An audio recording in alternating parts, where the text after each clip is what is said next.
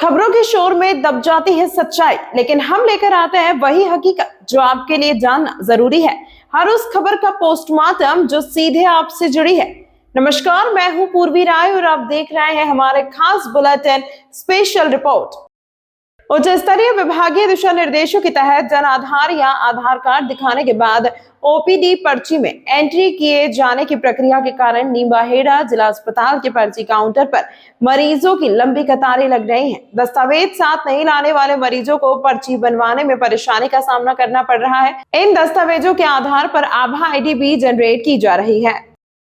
भूसावर भरतपुर कस्बे के निकटवर्ती महात्मा गांधी राजकीय विद्यालय गढ़ी साध में मानवता और सेवा की एक मिसाल पेश की गई है। विद्यालय के शिक्षकों ने अपनी संवेदनशीलता का परिचय देते हुए विद्यार्थियों को शीतलहर से बचाने के लिए ड्रेस और जूते वितरित किए। शिक्षक अखिलेश सैनी की सराहनीय पहल। विद्यालय में कार्यरत शिक्षक अखिलेश सैनी ने अपनी ओर से सभी विद्यार्थियों को जर्सी वितरित की। कड़ाके की ठंड के बीच नई जर्सी पाकर बच्चों के चेहरे खिल उठे। श्री सैनी ने बताया कि विद्यार्थियों का अभावों के कारण पढ़ाई में कोई बाधा न आए, यही उनका उद्देश्य है। अलवर जिले के मुंडावर थाना क्षेत्र से लूट की बड़ी वारदात का पुलिस ने खुलासा किया है। पुलिस ने लूट की साजिश रचने वाले एक आरोपी को गिरफ्तार किया है, जबकि अन्य बदमाशों की तलाश जारी है। थानाधिकारी रामनिवास मीणा ने बताया कि हरियाणा के भिवानी निवासी रोहित पुत्र सज्जन सिंह ने मुंडावर थाने में रिपोर्ट दर्ज कराई थी। रोहित अपने दोस्तों सचिन और डिक्कू उर्फ राजा के साथ ब्लैक फॉर्च्यूनर गाड़ी से भिवानी से शहजादपुर जा रहा था। इसी दौरान जाट बहरोड शहजादपुर मार्ग पर नीले रंग की फ्रॉक्स कार ने उनकी गाड़ी को रोक लिया। कार के नंबर प्लेट ढकी हुई थी। इसके बाद 4-5 हथियारबंद बदमाश बाहर निकले और फॉर्च्यूनर पर लाठियों से हमला कर दिया। ड्राइवर साइड का शीशा तोड़ने की कोशिश की गई। गाड़ी बैक करते समय फॉर्च्यूनर खेत में उतर गई। दिनांक 29/1/2026 को गांव जाट बहरोड में लूट की घटना हुई थी, जिसमें फॉर्च्यूनर गाड़ी थी, जिसमें फॉर्च्यूनर के अंदर रोहित, सचिन और डिक्कू उर्फ राजा सवार होकर आए थे, जिसमें उनके साथ सोने चांदी की अंगूठी, चैन, आईफोन वगैरह छीन के लेके गए थे। हमने गहनता से तफ्तीश करी, सभी एंगलों से अनुसंधान किया तो वारदात के अंदर डिक्कू उर्फ राजा का हाथ निकला। इसने अपने साथियों के साथ मिलकर ये लूट की योजना बनाई थी। इन्होंने एक गाड़ी फ्रॉक्स नीले कलर की, उसको आगे लगाकर रेकी करी और अपनी सीट जो लोकेशन थी वो शेयर करता रहा। उस आधार पर इनको जाट बहरोड रोक करके लूट का घटना को अंजाम दिया। अभी कितने आरोपी हैं टोटल? अभी हमने डिक्कू उर्फ राजा को इस मामले में गिरफ्तार कर लिया है। इसके साथ ही राकेश बुडवाल नांगल चौधरी व 80 जाट प्राणपुरा, उनकी तलाश जारी है और उनके साथियों की तलाश जारी है। बारडोली क्षेत्र में फैली गुजरात गैस कंपनी के पास स्थानीय स्तर पर किसी भी प्रकार का नियंत्रण कक्ष मौजूद नहीं है। ऐसे में नियमों और नीतियों में स्पष्टता के अभाव में आम जनता और सुरक्षा की भावना के साथ जीने को मजबूर है। नगरपालिका और गैस कंपनी द्वारा बिना किसी भू वैज्ञानिक निगरानी के अंधाधुंध खुदाई की जा रही है, जिससे इस तरह की घटनाएं अब आम होती जा रही हैं। राधाबाग सोसाइटी में गैस लाइन में लगी आग ने होली जैसी लपटों का दृश्य पेश किया। गनीमत रही कि आग कुछ ही मीटर दूर स्थित सरस्वती शिशु मंदिर स्कूल की ओर नहीं बढ़ी, वरना बच्चों की सुरक्षा पर गंभीर खतरा पैदा हो सकता था। राजगढ़ पंचायत समिति क्षेत्र के एक आलीशान ग्राम पंचायत में व्याप्त समस्याओं के समाधान को लेकर ग्रामीणों ने 11 सूत्रीय मांगों को लेकर उपखंड अधिकारी सीमा मीणा को ज्ञापन सौंपा। ज्ञापन में बताया कि गांव में बंदरों का उत्पात, पीने के पानी की आपूर्ति, शमशान घाट में सुविधा उपलब्ध कराने और बिजली की कटौती दूर करने आदि मांगे शामिल है। ग्रामीण बलराम मीणा ने बताया कि कलेशान, ठेकडीन और झोपड़ी गांव में काफी संख्या में उत्पाती बंदरों के हमले में अब तक कई लोग घायल हो चुके हैं। बंदर फसलों को नष्ट कर देते हैं। हम ग्राम पंचायत कलेशान से हैं। मेरा गांव ठेकड़ी है और हमारे 2-3 गांव में बंदरों की समस्या बहुत ज़्यादा है।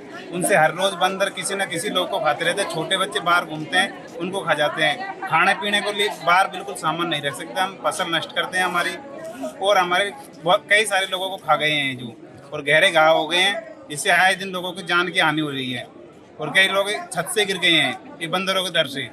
प्रतिदिन ये समस्या बढ़ती जा रही है, ना कोई हमारी समस्याओं की सुनवाई हो रही है। और हम आज यहाँ पे एसडीएम कार्यालय में ज्ञापन देने के लिए आए हैं और हमारी जन सुनवाई की कार्यवाही हो। करीबन हमारे पंचायत में 500 प्लस बंदर हैं और हम कई बार उनको अवगत करा चुके हैं सरपंच वगैरह को भी, लेकिन हमारा कहीं भी वो नहीं हो रहा। और हम हर रोज परेशान हैं इनसे। इसलिए आज हम एसडीएम कार्यालय में आए हैं। अगर फिर भी हमारी जन सुनवाई नहीं हुई तो हम धरना प्रदर्शन करेंगे, अनशन पे बैठेंगे। हम बंदरों से बहुत ज्यादा परेशान हैं। ठीक है। वहाँ की ठेगड़ीन की हूँ ना विदा में, और मार बंदर ने बहुत परेशान कर रखे हैं। अच्छा। और सब बाल उपाड़ लिया कोई इतरा इतरा, और ये मेहरबानी जाए यहाँ से पीछा सुखा गए जो वहाँ घर पड़ी है। मैं ठेगड़ीन से हूँ और पार्वती मेरा नाम है। और ये बंदरन की बहुत समस्या है हमको, ये परेशान कर रखे हैं हमको। न तो रोटी खाने देते हैं, न पानी पीने देते हैं, बर्तनन को और परेशान कर रखे हैं। बच्चों को तकाते, फिर स्कूल जाते हैं तो बच्चों टिफिन को घुसा लेते हैं बंदर। और सारी समस्या, पानी की समस्या है हमारे, रोड की समस्या, कचरा रोडन पर कचरा पड़े हैं, सफाई है ही कौन। और गेहूं में बंदर देखा तो गेहूं में बंदर घुमाई ना दे, घुमाई को किसी को नुकसान पहुंचाया क्या? नुकसान पहुंचाया बंदर है बहुत। बाजरान में, गेहूं में, सबन में, खेतों में, मतलब सारे है ना पेड़न का सारा वो उसमें बादल नहीं उड़ेंगे। हमारा एक कट्टा वो संकट बांट रहा था तो उनको फेंक देते। चून को बाहर करते, बोते सब चून को बाहर भीतर जाता है फैलाते, खान तक दरा भीतर सारे। अलवर में डीएनटी संघर्ष समिति राजस्थान के बैनर तले मंगलवार को लोग मिनी सचिवालय पहुंचे। मिनी सचिवालय गेट पर प्रदर्शन कर नारेबाजी की गई। डीएनटी संघर्ष समिति ने हालिया गिरफ्तारियों के खिलाफ विरोध जताते हुए जिला कलेक्टर को मुख्यमंत्री के नाम ज्ञापन सौंपा।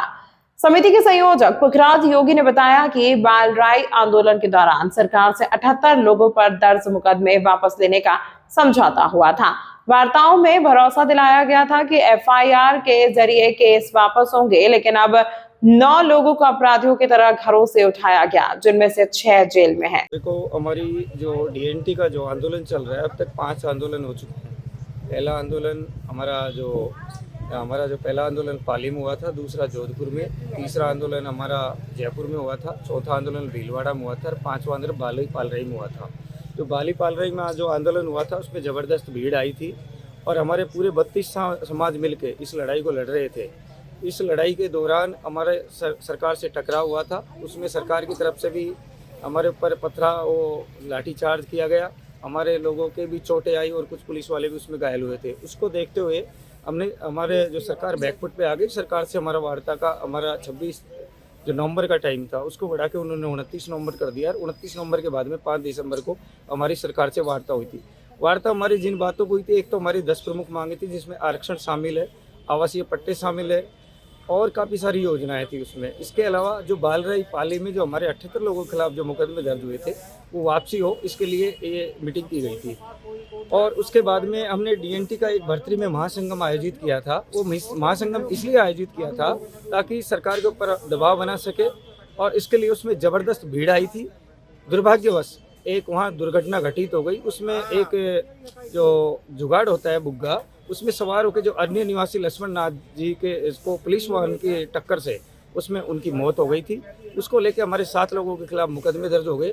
और मुकदमे दर्ज होने के बाद में हम उसको धरना स्थल पर लेके थोड़े करीब 3-4 घंटे तक हमारी जो पुलिस को हमने कोऑपरेट किया, और पुलिस के द्वारा ही वो धरने में सहयोग नहीं किया गया हमारा।